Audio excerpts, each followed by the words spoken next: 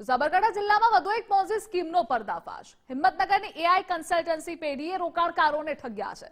3 થી 10% સુધીનું વળતર આપવાની લાલચ હતી। રોકાણકારોના કરોડો રૂપિયા લઈ સંચાલકો ગુમ થઈ ગયા। 11 માસની મૂડીનું વળતર નહીં મળતા પોલીસ ફરિયાદ થઈ। અંદાજિત 3.42 કરોડ રૂપિયાની છેતરપિંડીનો આરોપ છે। છેતરપિંડીનો અહેસાસ થતા રોકાણકારોએ ફરિયાદ કરી। રોકાણકારોની ફરિયાદના આધારે પોલીસે તપાસ તેજ કરી છે। એઆર કન્સલ્ટન્સીની ઓફિસમાંથી અનેક દસ્તાવેજ જપ્ત કર્યા। એક ફરિયાદી અને 10 સાક્ષી પાસેથી પુરાવા એકત્ર કરાયા। તો એઆર પેઢીના સંચાલકો ફોરેક્સ ટ્રેડિંગ કરતા હોવાનું અનુમાન પણ છે।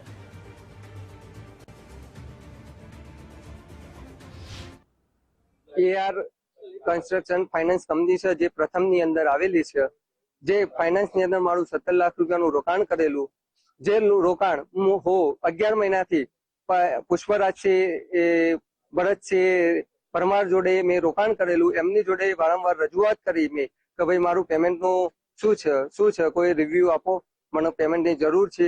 તો 11 મહિનાથી કોઈ પેમેન્ટ મને રિકવર કરેલી નથી મારી જોડે, અને 17 લાખ રૂપિયા મારા ફસાયા છે। એના સંપર્કમાં ફરિયાદ કરવાનો બહુ ટ્રાય કરેલ છે, પણ આજે નિવેડો આવ્યો હોય તેવું લાગી રહ્યું છે મને। પોલીસ સ્ટેશનની અંદર પોઝિટિવ વાતો થઈ રહી છે અને અરજી થશે આજે મારી, એવું લાગ્યું છે। અને મારું પૈસા જે રોકાયેલા ફસાયેલા છે, જે કેવી રીતે મને રોકાણ કરવામાં આવેલું છે, જે પુષ્પરાજ છે તે એવું કહેતો હતો કે એ એટલે અજયસિંહ, આર એટલે રાજવીરસિંહ, એનો ભાઈ રાજવીરસિંહ જે છે તે મારો ભાઈ જ છે, અને એની અંદર તું રોકાણ કર, મારી જવાબદારીથી તને પૈસા મળી જશે પાછા। ડિવિઝન પોલીસ સ્ટેશનમાં પુષ્પરાજસિંહ પરમારના હોય એઆર કન્સલ્ટન્સી અને એઆર કેપિટલના માલિક તથા અન્ય ભાગીદારો વિરુદ્ધ ફરિયાદ આપેલ છે।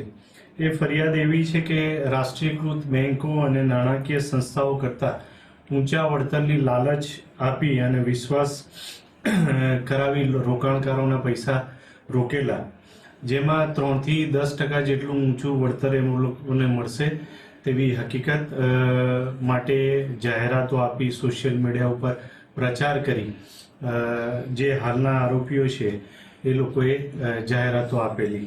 આ જાહેરાતોના વિશ્વાસમાં આવી હાલના ફરિયાદી તથા અન્ય 10 સાહિદોએ જુદા જુદા રકમનું રોકાણ કરેલું।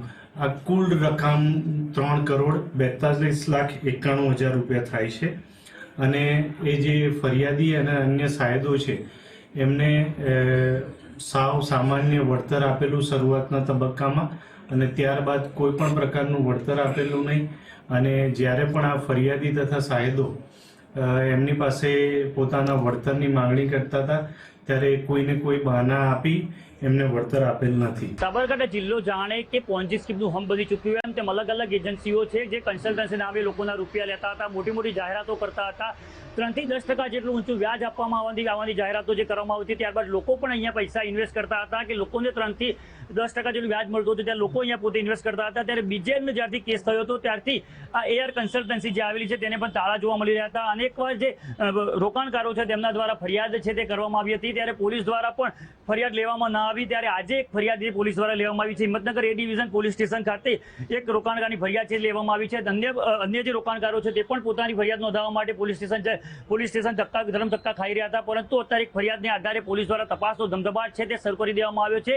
એઆર કન્સલ્ટન્સીના માલિકો, સંચાલકો જ્યારથી બીજેનો કેસ થયો હતો ત્યારથી ફરાર થઈ ચૂક્યા છે, ભૂગર્ભમાં ઉતરી ચૂક્યા છે। ત્યારે પોલીસ દ્વારા અત્યારે ફરિયાદ નોંધવામાં આવી છે અને આ લોકો ક્યાં છે તેની શોધખોળ છે તે આવનાર શરૂ કરી દેવામાં આવશે। પરંતુ કહી શકાય કે હજુ કેટલા રૂપિયાનું જે રોકાણ છે આ એઆર કન્સલ્ટન્સી લોકોના કેટલા રૂપિયા ચાઉ કર્યા છે, તમામ પ્રકારની તપાસ છે હાલ પોલીસ દ્વારા શરૂ કરી દેવામાં આવી છે। ત્યારે કહી શકાય કે આગામી પોલીસ દ્વારા શું કાર્યવાહી કરવામાં આવે છે તે જોવું રહ્યું।